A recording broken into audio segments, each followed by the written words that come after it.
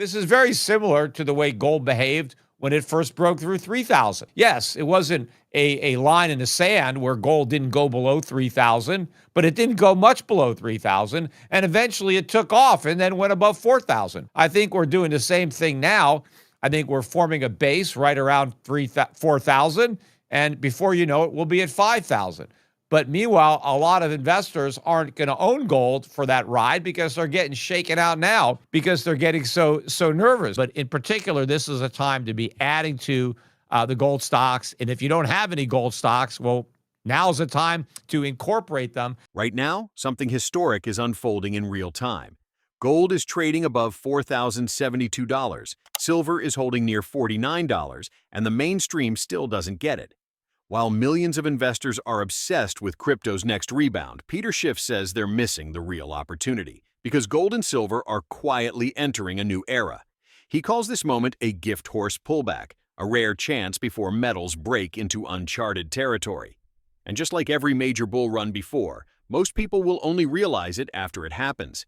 In this video, we'll break down Schiff's latest warning, the global events driving this surge, and why he believes gold and silver are about to leave digital assets in the dust. You've got a gift horse pullback, a dip, a pretty big one, as an opportunity to buy. I think gold is forming a nice base here at 4,000. Silver, it's not, at 50, but it ain't much below it. It's around $48 and change. I mean, it's holding pretty steady, very close to $50. It's not tanking back down to 40. So I think, again, this is another opportunity, just like when silver was around 30, and I was saying 30 is the new 20. 50 is really the new 30. I mean, yeah, you could buy it a little bit below, but for who knows how long. So buy yourself some physical gold and silver at Schiff Gold. The gold mining stocks, again, a lot of these stocks are now in bear markets. It is amazing how far off their highs most of these gold and silver mining stocks are, even though gold is almost 4,000, even though silver is almost 50. These stocks have lost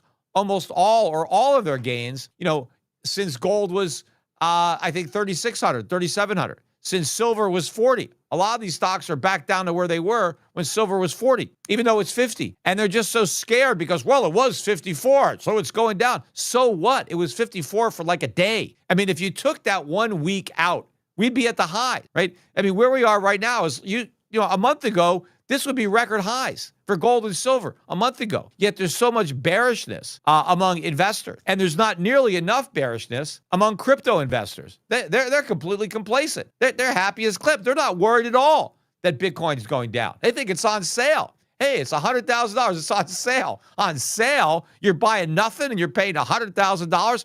The sale is on gold and silver. And where the sale is whatever you would buy if you just sold your Bitcoin up here. But people don't want to sell it so much that they're going to borrow against it, where they're gonna sell it. It's just going to be sold out from under them at a much lower price than if they just sold it right now. So get your gold and silver. If the crypto stocks are a leading indicator, they are getting slaughtered. Every stock that is any way related to crypto is way down. I mean, at least 40 or 50%, if not 60 or 70%. Even the leader of the pack, Strategy, hit a 52-week low this morning, and it was down 60% from its 52-week high. Now, it recovered. I think it closed down around 52% from that high. But this is the best stock, right? This is the poster boy for crypto companies, treasury company.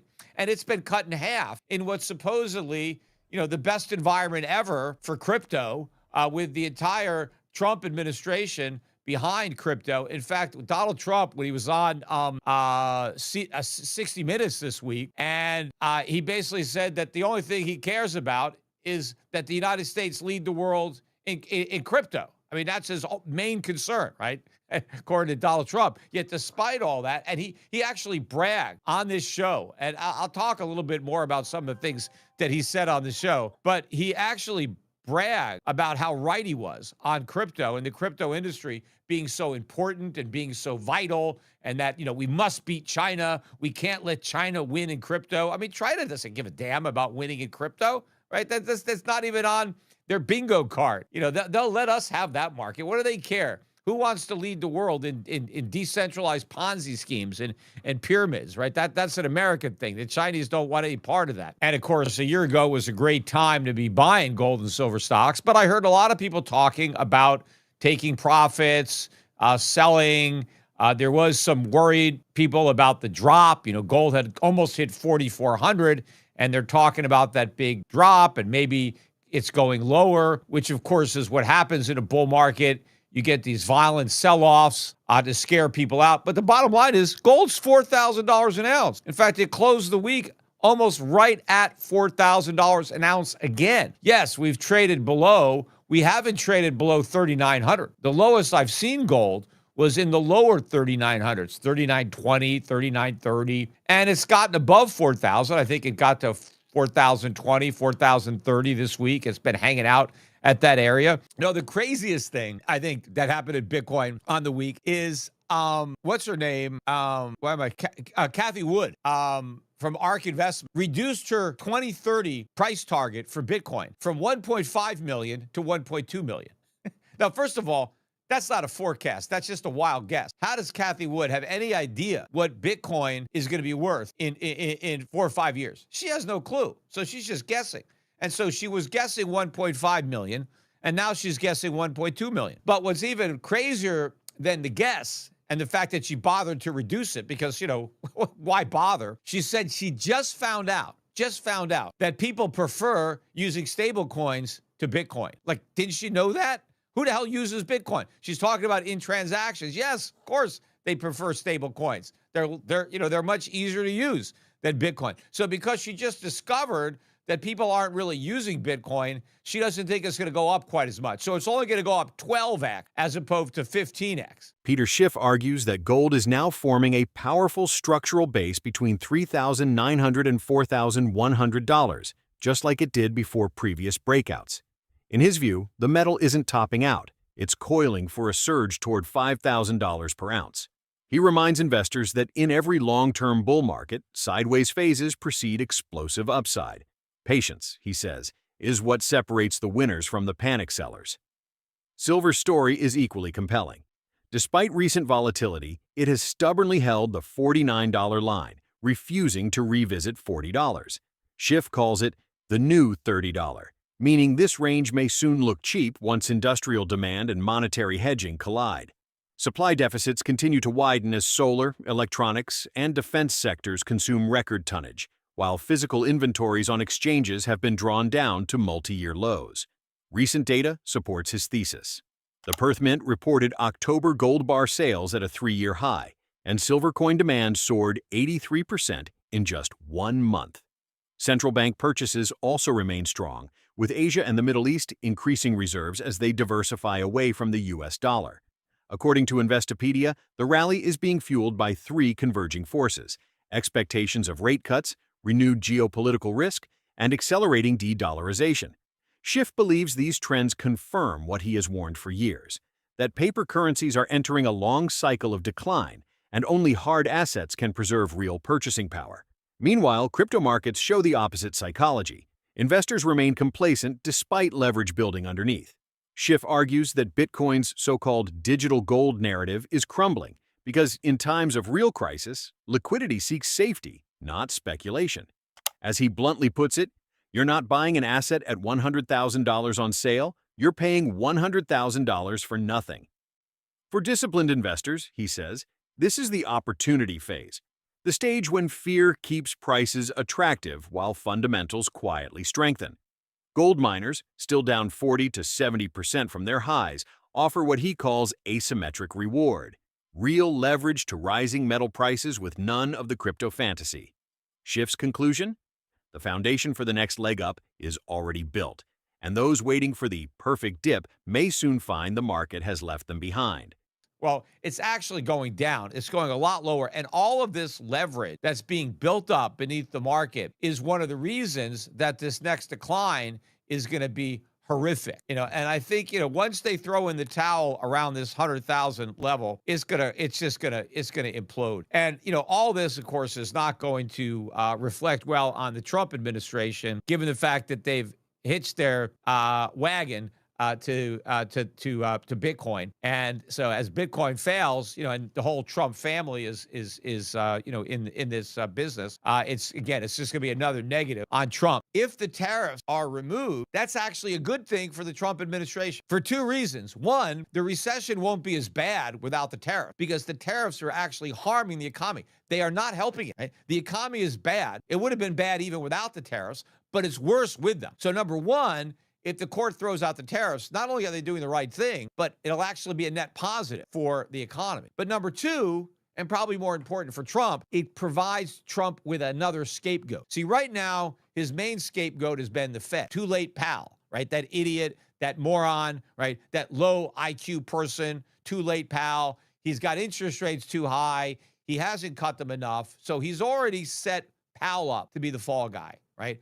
We're probably already in recession. Look, we've been in recession for a while, and we'd probably know it maybe if the government wasn't shut down because, we're not getting a lot of data. And my guess is the data we're not getting is very weak. And so Trump is probably happy that the bad news isn't being delivered. But in addition to blaming Powell for the recession, say, look, everything was great, but the damn Fed screwed it all up. If they had only cut rates like I told them, right, because Trump has said he knows more than anybody at the Fed, right? He should really be in charge of the Fed because, he's that smart. But unfortunately, we have these low IQ people and they don't know what they're doing and they haven't cut rates. So he can blame the Fed that if it wasn't for the Fed, we'd have a great economy. We had a great economy, but the Fed ruined it, right, by not cutting rates. But now he's going to have the Supreme Court as another scapegoat because the Supreme Court strikes down his tariffs. The economy is in recession. Maybe officially the numbers come out. And Trump says the Supreme Court did it. We had this great economy, and the Supreme Court pulled the rug out from under it. They put a knife in it by